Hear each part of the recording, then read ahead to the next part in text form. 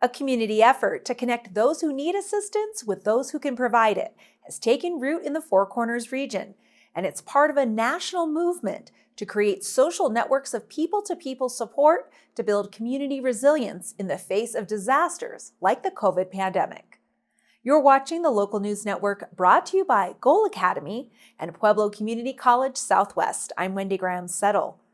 When the pandemic hit Montezuma County and the governor issued stay-at-home orders, a group of volunteers came together to bring food and supplies to homebound residents who needed help.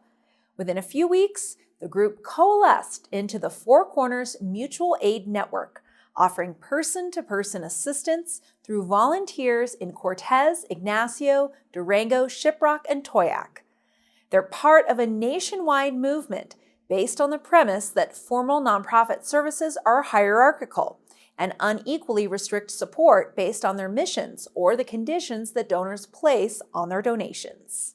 It cuts out a lot of populations that are in need, like the undocumented population or the trans population that doesn't have, their proper medical, not licenses, what's the word I'm looking for, medical documents.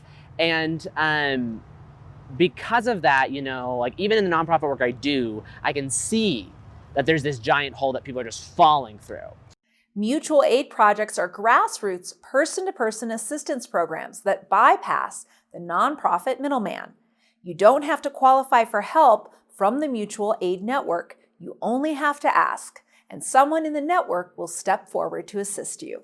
Most of us come from a pretty strong belief in community aid, direct person-to-person. A lot of us have worked for nonprofits, and it can be really exhausting, really tedious. Aid doesn't get out right away. There's a lot of stuff that goes behind working through a nonprofit. And we just didn't want anyone kind of making decisions based on who deserves need. We're just helping anyone who asks. And it's easier when someone asks, hey, I need food. Hey, I need some sweatpants for my kid, and one of us can just go take it. Like, there's no process beyond finding the supplies and getting it to people. Mutual aid is as old as humanity, with communities of people coming together to ensure their mutual survival. The term was first popularized in a 1902 essay by a Russian philosopher and anarchist who argued that cooperation, not competition, was what drove evolution and social change. Mutual aid is a form of political participation in which people take responsibility to care for each other, recognizing that government and social systems aren't going to meet their needs. Today, mutual aid projects have taken shape in the wake of natural disasters or times of unrest or economic deprivation. Donations to a mutual aid program, unlike those for a 501c3 nonprofit, are not tax deductible, and the network is not bound by the same federal and state tax laws and regulations that are designed to protect donors and provide public accountability. But that lack of formal accountability hasn't hurt the network's ability to help those in need. Since the Four Corners Network came together 3 months ago, volunteers have distributed food boxes, household supplies, garden boxes with seeds, and more than $27,000 in financial assistance. We've had steady donations. People seem to really care. And we also do specific donations for, like, if we need a food run to Shiprock, we're like, hey, this week we need this much money or these supplies, so people know where their stuff is going.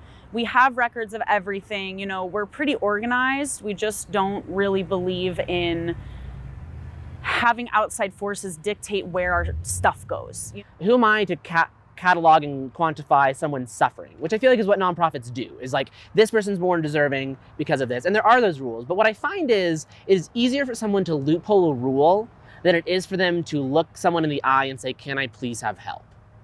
And I think there's this wall there of humility and actual need. Like, I don't think we've had, correct me if I'm wrong, I don't think we've had a situation where it's like, oh shit, this person got one over on us.